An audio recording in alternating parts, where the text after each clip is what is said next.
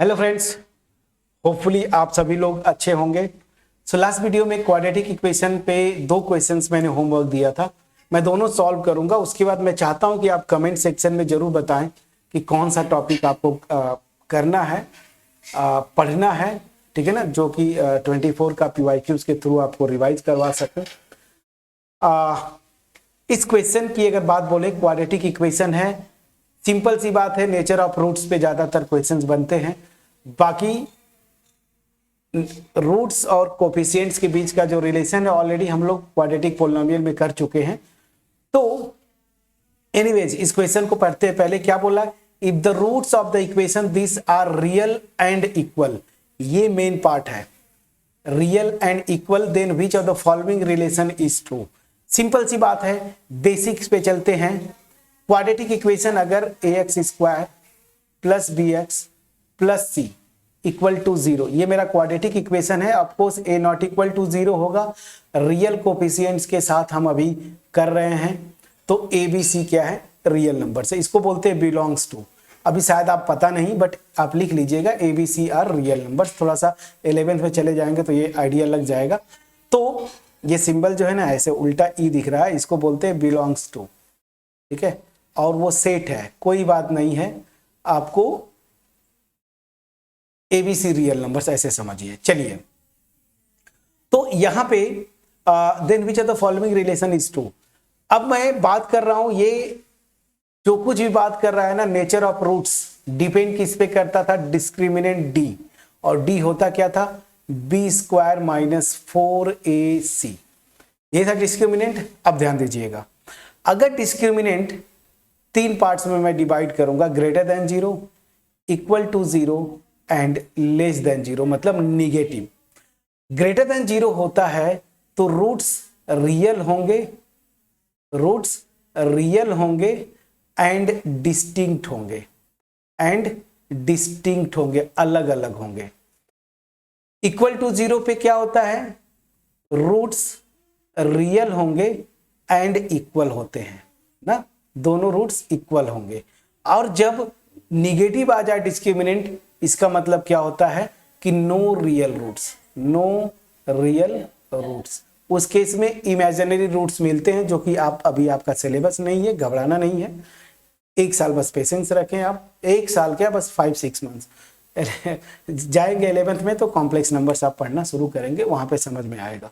तो no real roots ऐसे समझिए, ये कंडीशन था। अब अगर ये तीनों कॉन्सेप्चुअली आप साउंड है इस पोर्शन पे, तो ये क्वेश्चन में कोई दम नहीं था। क्या बोला है, रियल एंड इक्वल, मतलब ये वाला केस, दैट मीन्स मेरा डिस्क्रिमिनेंट क्या होना चाहिए, 0, और बस हो गया। डिस्क्रिमिनेंट 0 आएगा, डिस्क्रिमिनेंट की वैल्यू मैंने लिखा है b square minus 4ac, this must be 0। अब इसी को देख के बना के आप देखिए रिलेशन क्या दिया है। तो अब ये सी बात है, 4 कहीं ना कहीं आएगा, यहाँ पे 4 नहीं है, यहाँ पे नहीं है, यहाँ पे नहीं है। ऐसे भी आप 3 ऑप्शन कट करते तो यही एक ऑप्शन बचता, C ऑप्शन, वो सही है। बट अब आप बोलेंगे सर इसको दिखाइए, बिल्कुल दिखाऊंगा। तो b स्क्वायर इजकल टू, इसको इधर ले जाएंगे, 4ac होता है, 4 से डिवाइड कर दीजिए तो क्या हो जाएगा, b square by 4, this is equal to ac। देखिए यही दिया है ना, ac equal to b square by 4। कितना आसान क्वेश्चन था। अगर आपको नेचर ऑफ रूट्स पे ये इन डेप्थ कॉन्सेप्ट पता होता तो इस पे बिल्कुल आप प्रैक्टिस करें, ठीक है ना। क्वेश्चंस तो बनता ही बनता है, हर साल एक क्वेश्चन यहाँ से तो आएगा ही आएगा, क्वाड्रेटिक पॉलिनोमियल से थोड़ा ज्यादा आता है। चलिए, अब मैं बिना देर किए इसको इसी वीडियो में फिनिश करूंगा क्वाड्रेटिक, ताकि अगले वीडियो से नया चैप्टर शुरू कर सके। अब ये क्वेश्चन क्या बोलता है, if roots of the quadratic equation this are, देखिए दोनों में बार बार वही दिया, रियल एंड इक्वल, तो सेम d मेरा 0 होगा, d 0 होगा मतलब b स्क्वायर माइनस 4ac, ये मेरा 0 होगा।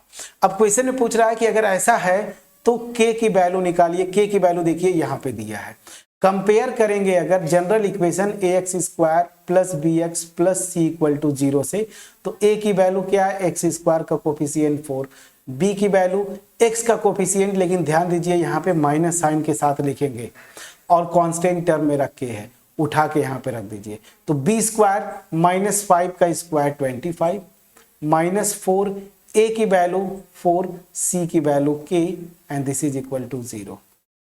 तो दिस विल बी 25 माइनस 4 4 जा 16k and this is equal to 0।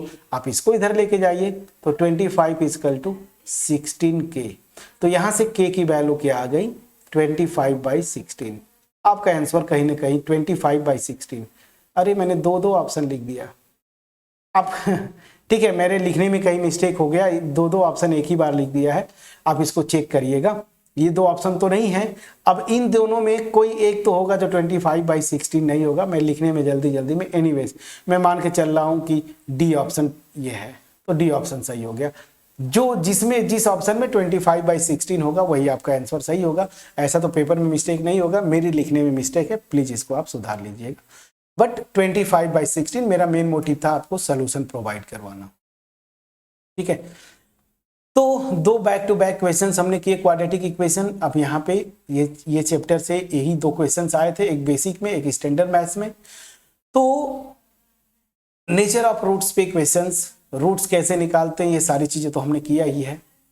अब नेक्स्ट चैप्टर मैं कंटिन्यू करूं सीक्वेंस में, या फिर आप मुझे कमेंट सेक्शन में बोलेंगे कौन सा चैप्टर स्टार्ट करना है, उसी के अकॉर्डिंगली हम स्टार्ट करेंगे। Thank you so much friends.